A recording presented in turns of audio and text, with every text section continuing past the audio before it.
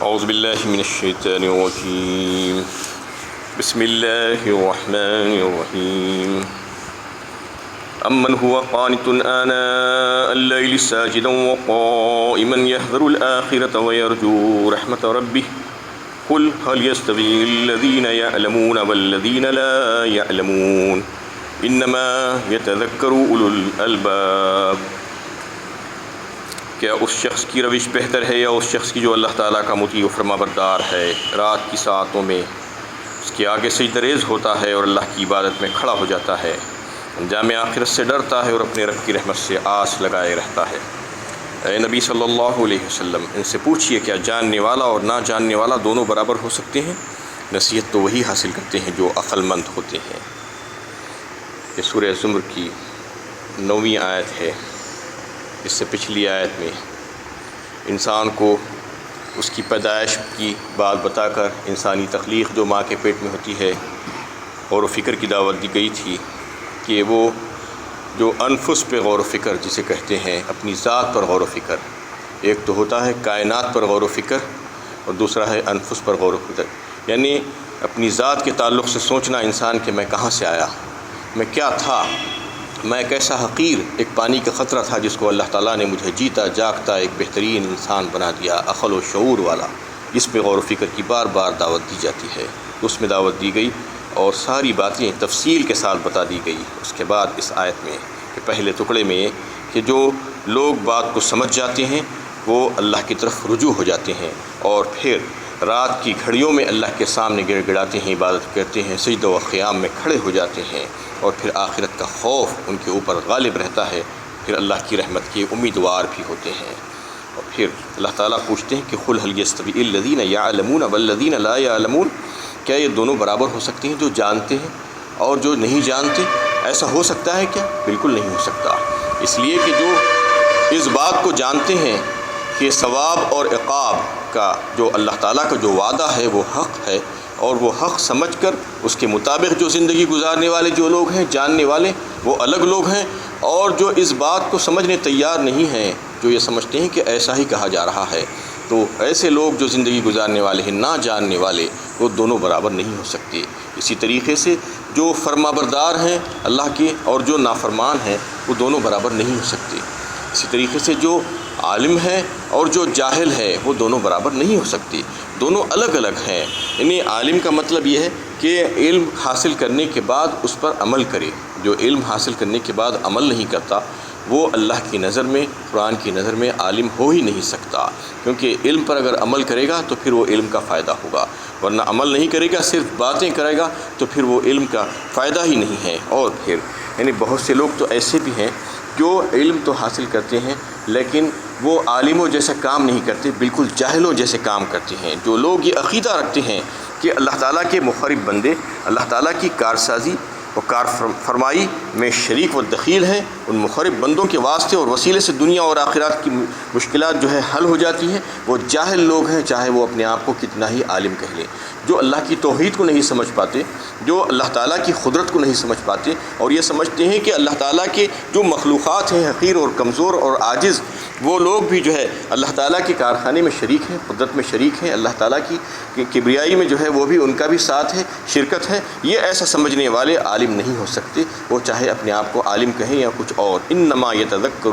اولو الالباب، نصیحت تو وہی حاصل کرتے ہیں جو عقل مند ہیں۔ اللہ تعالیٰ خود فرماتے ہیں کہ نصیحت ہر ایک حاصل نہیں کرتا، بلکہ جو عقل مند، جو سمجھدار قسم کے جو لوگ ہیں، جو دانشمند ہیں، جو اہل بصیرت ہیں، جو اپنی آنکھیں اور کان اور دل و دماغ کو کھلا رکھتے ہیں، وہی نصیحت حاصل کر سکتے ہیں، چاہے ان کو کتنے دلائل دے لیجیے آپ، ان کی بات سمجھ میں نہیں آئے گی۔ بات تو سمجھ میں ان لوگوں کی آئے گی جو اللہ تعالیٰ کی دی ہوئی جو صلاحیتیں ہیں اس کو جو ہے صحیح طور پر استعمال کرنا جانتے ہیں۔ اور اگر کوئی اپنے عقل و شعور کو جو اللہ تعالیٰ نے اس کو دے رکھا ہے اس کا صحیح استعمال اگر نہیں کرتا تو پھر وہ جو ہے جانور اور چوپائے مویشیوں کی طرح ہو جاتا ہے۔ اللہ تعالیٰ خود فرماتے ہیں سورہ اعراف پارہ 9 میں، لہم قلوب لا یفقہون بہا ولہم اعین لا یبصرون بہا ولہم آذان لا یسمعون بہا اولئک کالانعام بل ہم اضل، یعنی جن کو اللہ تعالیٰ نے دل و دماغ دیے ہیں اور جو آنکھ اور کان دیے ہیں، اگر وہ ان کا صحیح استعمال نہیں کرتا ہے تو پھر اس کا حال یہ ہے کہ وہ چوپایوں کی طرح ہے اللہ تعالیٰ، بلکہ اس سے بھی گیا گزرا اللہ تعالیٰ فرماتے ہیں۔ اس سے گیا گزرا کیوں؟ اس لیے کہ انسان اور جو حیوان ہیں اس میں جو تمیز کرنے والی جو چیز ہے وہ عقل ہی تو ہے، اور عقل اس کو ممتاز کرتی ہے دیگر یعنی حیوانات سے اور دیگر مخلوقات سے، اور اگر کوئی اپنی عقل کا استعمال نہیں کرتا ہے تو پھر وہ انسانوں کی فہرست سے نکل جاتا ہے اور پھر وہ کچھ اور ہو جاتا ہے۔ جیسا کہ جانور بھی بہت سے کام کرتے ہیں، جیسا کھانا پینا ہے، ان کی خواہشات ہیں، ان کے بچے پیدا ہونا ہے اور ان کے بچوں کو پالنا ہے، یہ سب چیزیں وہ جانور کرتے ہیں۔ اگر انسان بھی یہی کچھ چیزیں کرنے لگے گا تو پھر فرق کیا ہوگا اس میں؟ انسان کو عقل کا استعمال کرنا ہے، عقل کا استعمال کر کے اپنے خالق اور مالک کو پہچاننا ہے، اور اگر ایسا وہ نہیں کرے گا تو پھر وہ جانوروں کے برابر، بلکہ جانوروں سے بدتر اس لیے کہا کہ جانوروں کے لیے یعنی اس کو مکلف نہیں بنایا گیا ہے شریعت کا، جانوروں کے لیے کوئی حلال و حرام نہیں ہے، کوئی سوال و جواب نہیں ہے، ان کو مٹی بنا دیا جائے گا، لیکن انسانوں کے ساتھ ایسا معاملہ نہیں ہوگا۔ جنات اور انسان سے پوچھ گچھ ہوگی، سوال و جواب ہوگا، شریعت کے مکلف ہیں وہ، اور ان کے لیے ان کے سامنے ایک بڑی طویل زندگی آخرت والی رکھی ہے، اور اس میں ان کو وہاں پر گزارنا ہوگا، اس کے لیے ان کو یہاں پر کوشش کرنے کے لیے، محنت کرنے کے لیے بھیجا گیا ہے، نہ کہ جانوروں کی طرح زندگی گزارنے کے لیے کہ من مانی زندگی گزاریں، کھائے پیے اور گزر جائیں یہاں سے۔ تو ایسے ہی لوگ ہیں جو نصیحت حاصل نہیں کرتے، جو بیوقوف قسم کے لوگ ہیں، جو اللہ تعالیٰ کی دی ہوئی صلاحیتوں کو ضائع کر دیتے ہیں، اور جو عقلمند اور سمجھدار ہیں وہ ایسی صلاحیتوں کو استعمال کرتے ہیں، اور پھر اللہ تعالیٰ کی طرف سے جو دلائل، جو حقائق اس کے سامنے آ رہے ہیں اس کو قبول کرتے ہیں۔ قل یا عبادی الذین آمنوا اتقوا ربکم للذین احسنوا فی هذه الدنیا حسنہ وارض اللہ واسعہ انما یوفی الصابرون اجرهم بغیر حساب۔ اے نبی صلی اللہ علیہ وسلم، آپ مومنین کو میری طرف سے کہیے، اے میرے ایمان لانے والے بندو، تم اپنے پروردگار سے ڈرتے رہو، اور ان لوگوں کے لیے جنہوں نے اس دنیا میں نیکیاں کی ان کا انجام اچھا ہوگا، اور اللہ کی زمین کشادہ ہے، اور صبر کرنے والوں کے لیے بے شمار اجر اللہ تعالیٰ نے دے رکھا ہے۔ اس میں سب سے پہلی بات تو یہ کہ یہ حکم دیا گیا ہے اور آگاہ کیا جا رہا ہے نبی صلی اللہ علیہ وسلم کے ذریعے سے، کہہ دو میرے بندوں سے، اے میرے ایمان لانے والے بندو، تم اللہ تعالیٰ سے ڈرتے رہو۔ اس کا مطلب کیا ہے؟ تقوی پرہیزگاری اختیار کرو۔ یعنی بار بار یہ بات سنتے ہیں آپ کہ تقوی پرہیزگاری کے تعلق سے اس سے پہلے بھی تفصیل سے بات ہو چکی ہے۔ تقوی پرہیزگاری اصل میں یہ ہے کہ اللہ تعالیٰ نے جو کام ہمارے لیے، جو کام کرنے سے ہم کو منع کیا ہے، جو حرام قرار دیے گئے ہیں، وہ تمام کاموں سے ہم رک جائیں، اور جس میں ذرا سا بھی شک و شبہ ہو وہ تمام کاموں سے بھی ہم رک جائیں۔ یہ اصل میں تقوی و پرہیزگاری ہے۔ تو اللہ تعالیٰ کو یہی مطلوب ہے، اللہ تعالیٰ اپنے ایمان والے بندوں سے یہ چاہتے ہیں کہ وہ اپنی ساری زندگی تقوی و پرہیزگاری میں گزاریں۔ اس سے ان کو کیا فائدہ ہوگا؟ للذین احسنوا فی ہذہ الدنیا حسنہ، آخرت میں بھی اور دنیا میں بھی، دونوں جگہ اللہ تعالیٰ ان کو اس کا فائدہ دیں گے۔ آخرت میں کیا کہ ابدی نعمتیں جنت کی شکل میں ان کے لیے تیار ہے، اور دنیا میں ان کے لیے صحت و عافیت ہے اور راحت ہے، اور اور تمام چیزیں ان کے لیے دنیا کی جو ضرورتیں ہیں وہ تمام ضرورتیں اللہ تعالیٰ ان کو مہیا کریں گے۔ وَأَرْضُ اللَّهِ وَاسِعَةٌ، ایک لفظ اس میں آیا ہے کہ وَأَرْضُ اللَّهِ وَاسِعَةٌ، اللہ کی زمین کشادہ ہے۔ اس کا کیا مطلب ہے؟ اس سے پہلے بھی یہ لفظ آیا ہے، یہ ہجرت کے تعلق سے اس میں بات آئی ہے۔ سورہ نساء میں بھی بڑی تفصیل سے آیا ہے یہ، اور سورہ عنکبوت میں بھی بڑی تفصیل کے ساتھ اس کو پیش کیے ہیں کہ ہجرت کا کیا حکم ہے اور اللہ تعالیٰ کیا چاہتے ہیں اس سلسلے میں۔ تو ایک بات ہے کہ جب تقوی پرہیزگاری کا حکم دیا جاتا ہے، اعمال صالحہ کا حکم دیا جاتا ہے لوگوں کو،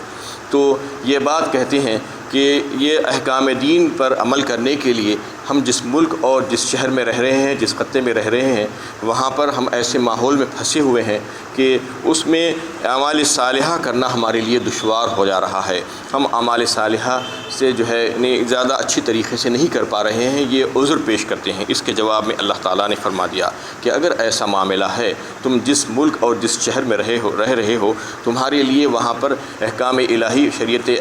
احکام پر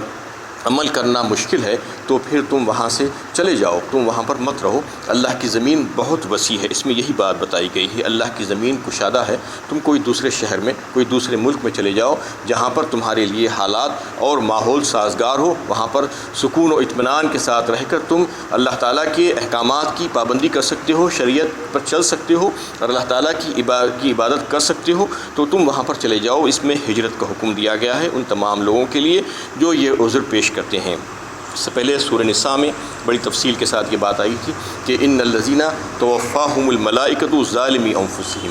قالوا فیما کنتم قالوا کنا مستضعفین فی الارض قالوا الم تکن ارض اللہ واسعہ فتہاجروا فیہا فاولئک مأواہم جہنم وساءت مصیرا۔ اس میں ایسے ہی لوگوں کے لیے اللہ تعالیٰ ان آیت میں جو ہے بیان فرما رہے ہیں کہ جب وہ جو ہے ان کے مرنے کا وقت آتا ہے تو فرشتے ان کی روح قبض کرنے کے لیے آتے ہیں اور ان سے پوچھتے ہیں جو اپنے حالوں پر جو ہے ظلم کرنے والے لوگ تھے، ان الذین توفاہم الملائکۃ ظالمی انفسہم، تو روح قبض کرنے والے فرشتے ان سے پوچھتے ہیں قالوا فیما کنتم،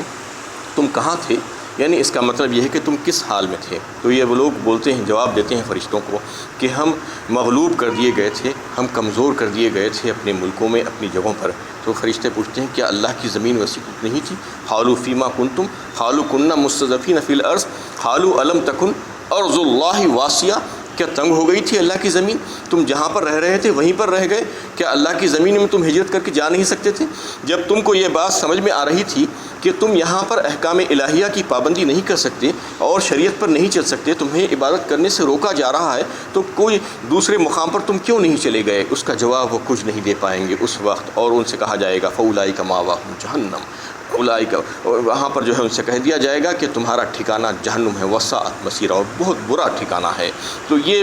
معاملہ آج بھی آپ دیکھیے کہ دنیا میں اللہ تعالیٰ نے جو مسلمانوں کو جو حکم دیا ہے کہ ہجرت کا حکم دیا ہے کہ اگر کہیں پر ایسے حالات پیش آ جائیں، ہجرت فرض نہیں ہے۔ ہجرت اس وقت فرض تھی جب مکے سے مدینہ شریف جو ہے نبی صلی اللہ علیہ وسلم ہجرت کر کے گئے تھے، اس وقت اللہ تعالیٰ نے سارے لوگوں کے لیے ہجرت فرض قرار دی تھی، لیکن اس کے بعد ہجرت کی فرضیت کو ختم کر دیا گیا۔ لیکن حالات جب جیسے ہوں گے اس کے حساب سے، اس کے لحاظ سے انسان کو جو ہے یہ طے کرنا ہوگا کہ اب ہجرت میرے لیے ضروری ہو گئی ہے۔ تو ایسے مقامات پر جہاں پر رہ رہے ہیں وہاں پر اگر کوئی ایسی مشکلات پیش آ رہی ہے تو پھر اللہ تعالیٰ یہ حکم دیتے ہیں کہ تم وہاں سے نکل جاؤ اور کوئی دوسرے مقام پر چلے جاؤ جہاں پر اطمینان کے ساتھ تم انہیں اللہ کی عبادت کر سکتے ہو۔ لیکن اس کا الٹا ہو رہا ہے۔ آج دیکھیے کہ آج ہمارا ملک جو ہمارا وطن ہندوستان ہے اس میں ہم رہتے ہیں اور یہ ہمارا ملک ہے، ہمارے آباء و اجداد کا ملک ہے، اس میں سے ہم چلے جاتے ہیں، اس لیے جاتے ہیں کہ ہمارے سامنے ہمارے پیش نظر جو ہے ترقیاں اور جو ہے مالی فائدے، مادی فائدے ہمارے سامنے ہیں، جبکہ ہم یہ دیکھ رہے ہیں کہ یہاں پر ہمارے لیے یعنی مذہبی آزادی ہے، یعنی بہت بڑی حد تک مذہبی آزادی ہمیں حاصل ہے یہاں پر، اور ہم ہر وہ کام کر سکتے ہیں جو ایک مذہب جو ہے ایک مطالبہ کرتا ہے دین ہم سے، دین اسلام، یعنی نماز پڑھ سکتے ہیں، روزہ رکھ سکتے ہیں، دین اسلام، دعوت و دین اور تبلیغ کا کام ہم انجام دے سکتے ہیں، اشاعت دین کا کام انجام دے سکتے ہیں، اور کئی ایک کام ہے جو ہم ادا کر سکتے ہیں، اس میں انجام دے سکتے ہیں بڑے سکون اور اطمینان کے ساتھ۔ حتیٰ کہ مسلم پرسنل لا جو ہے ہمارا جو سول قانون ہے مسلمانوں کا، اس پر ہم عمل کر سکتے ہیں یہاں پر، یہ ہمارے لیے یہاں پر اس کو جو ہے رعایت رکھی گئی ہے کہ مسلمانوں کے لیے انہیں اپنا پرسنل لا جو ہے اس پر وہ عمل کرے اور اس کے لیے کوئی رکاوٹ نہیں ہے، سوائے چند شریر لوگوں کے جو اس قسم کی حرکتیں کرتے رہتے ہیں وہ بالکل تھوڑے سے ہیں، لیکن زیادہ تر اگر آپ دیکھیں تو جو ہے اس قسم کے لوگ نہیں ہوتے ہیں، شرارت نہیں کرتے ہیں۔ مسلم پرسنل لا پر ہم عمل کر سکتے ہیں۔ پھر انڈین کانسٹیٹیوشن میں دیکھیے کہ کتنی رعایتیں مائنارٹیز اور مسلمانوں کو دی گئی ہے، کتنی سیف گارڈز ہیں، کتنی سہولتیں ہیں، اس سے ہم استفادہ کر سکتے ہیں۔ ہمارے لیے کاروبار ہے، تجارت کے مواقع ہیں، روزگار ہیں، دنیا بھر کے لوگ یہاں پر آ رہے ہیں اور آ کر جو ہے اپنا کام کر رہے ہیں، اور ہم یہ ہیں کہ یہاں پر چھوڑ کر جا رہے ہیں اس کو، اور صرف اس وجہ سے کہ ہمارے لیے مواقع وہاں پر زیادہ ہے، جبکہ مواقع یہاں پر بھی ہیں، اگر کوئی اس کے لیے محنت کرنے تیار ہے تو اس کو روزگار کے مواقع بھی ہیں، اور پھر دین پر چلنے کے لیے ماحول بہترین اور سازگار ہے ابھی بھی۔ اور دوسرے ممالک کا اگر آپ اس سے موازنہ کریں تو آپ کو پتہ چلے گا جن ممالک کا رخ کر رہے ہیں آج مسلمان، امریکہ یا یورپ کے جو ممالک ہیں اور دوسرے دیگر ممالک ہیں، وہاں پر کچھ بھی نہیں کر سکتے آپ، اتنی سخت پابندیاں ہیں وہاں پر، جو اسلام جو ہے جن بات کی مخالفت کرتا ہے وہ تمام چیزوں کو قانون کا درجہ وہاں پر دے دیا گیا ہے، جیسا کہ شراب ہے، سود ہے، اور جو ہے پردہ اور حجاب کے تعلق سے سخت مخالفت ہو رہی ہے، قانون بنایا جا رہا ہے، بے حیائی، بے شرمی، فحش اور جو ہے ناجائز رشتوں کو قانون کا درجہ دیا جا رہا ہے، اور الا ماشاء اللہ کوئی بھی وہاں پر سود سے بچا ہوا نہیں ہے۔ ہر ایک دیکھیے، آپ چھوٹی سے چھوٹی، بڑی سے بڑی چیز بھی اگر آپ کو خریدنا ہوتا ہے تو آپ کو ہائر پرچیز پہ، انسٹالمنٹس پہ دی جاتی ہے، اور آپ سالوں سالوں اس کو جو ہے ادا کرتے ہیں سود کے ساتھ، اور پھر انہیں بد جانور، حرام جانور جو ہے اس کی چربی تقریباً ہر چیز میں ملی ہوئی ہے، وہاں پر کوئی پروڈکٹ جو ہے اس سے خالی نہیں ملتا، آپ کو چھاننا پڑتا ہے، دیکھنا پڑتا ہے کہ کوئی پروڈکٹ جو ہے اس سے خالی ہے یا نہیں ہے۔ تو اس قسم کی کئی ایک چیزیں ہیں جس پر جو ہے مسلمانوں کو وہاں پر عمل کرنا مشکل ہو گیا ہے، حتیٰ کہ جو ہے ایسے مقامات بھی ہیں وہاں پر کہ جمعے کی نماز نہیں ہو سکتی، اور جماعت کے نماز پڑھنے کا جو ہے کے لیے بھی بڑی مشکل ہوتی ہے۔ کئی ایک ایسی چیزیں ہیں جہاں پر مسلمانوں کو مشکلیں پیش آتی ہیں، لیکن اس کے باوجود یعنی بہترین اور اچھا ماحول جہاں پر تھا اس کو چھوڑ کر وہاں پر جا رہے ہیں، تو ان کے لیے جو ہے یہ لمحہ فکر ہے۔ اللہ تعالیٰ یہ بتانا چاہ رہے ہیں ایسے لوگ جہاں پر ان کے لیے اچھا ماحول تھا تو اچھے ماحول سے خراب ماحول میں جا رہے ہیں، جبکہ خراب ماحول سے اچھے ماحول میں آنے کے لیے ہجرت کرنے کے لیے کہا گیا تھا۔ ایسے لوگوں کو پتہ اب نہیں چلے گا، بلکہ پتہ اس وقت چلے گا جب ان کی موت کا وقت آئے گا، تو جب فرشتے ان سے پوچھیں گے تو جب معلوم ہوگا کہ کیا کر کے گئے ہیں، اور وہ کس ماحول میں رہے ہیں، زندگی گزارے ہیں، اور پھر اپنی نسلوں کو کہاں پر چھوڑ کر آ گئے ہیں، یہ پتہ چلے گا۔ یعنی یہ سمجھ رہے ہیں کہ رزاق اللہ تعالیٰ نہیں ہے، بلکہ رزاق وہ ممالک ہیں جہاں پر یہ جا رہے ہیں، جبکہ رزق دینے کا وعدہ اللہ تعالیٰ نے کیا ہے، اور اللہ تعالیٰ ہم کو تو کیا یعنی سمندر کی مچھلیوں کو رزق دیتے ہیں، اور سمندر میں جو ہے جو آبی جانور ہیں، کروڑوں اللہ تعالیٰ کی مخلوقات ہیں، ان کو بھی رزق پہنچاتے ہیں، فضاؤں میں پرندوں کو رزق پہنچاتے ہیں، اور زمین کے کونوں خضروں میں جو ہے حشرات الارض ہیں ان کو رزق اللہ تعالیٰ پہنچانے کا وعدہ کیے ہیں۔ تو پھر کیا ہم یعنی انسانوں کو ایسا ہی بھوکا مار دیں گے؟ نہیں، بلکہ ہم میں جو ہے قناعت پسندی نہیں ہے، توکل نہیں ہے، اللہ پر بھروسہ نہیں ہے۔ یہی وجہ ہے کہ ہم آج اس قسم کی حرکتیں کر کے جو ہے باہر جانے کی کوشش کر رہے ہیں۔ تو اللہ تعالیٰ اس میں یہ بتائے ہیں کہ وَأَرْضُ اللَّهِ وَاسِعَةٌ، تمہارے لیے جو ہے زمین کشادہ ہے اللہ تعالیٰ کی، اگر تمہیں کوئی مشکل پیش آ رہی ہے تم اس کو چھوڑ کر چلے جاؤ، تو وہ کرنے کے بجائے لوگ اس کو چھوڑ کر وہاں پر جا رہے ہیں۔ یہاں پر جو جا رہے ہیں ان کو یہ بات سمجھ لینا چاہیے کہ یہ اچھا کام نہیں کر رہے ہیں، کیونکہ اچھی جگہ سے خراب جگہ جانا یہ کوئی اچھی بات نہیں ہے۔ وآخر دعوانا ان الحمد للہ رب العالمین۔